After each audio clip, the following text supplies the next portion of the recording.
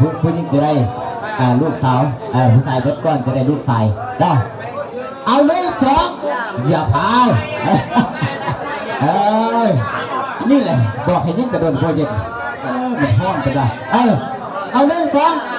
สามโอ้ยดูแล้วโอ้ยเอาผู้ใดเบิดก้อนผู้ใดเอาเสียงเลยเด้อโอ้ยจะเบาเบิดก้อนต้นนี้เป็นแก่ให้จะเบาเลยเด้อ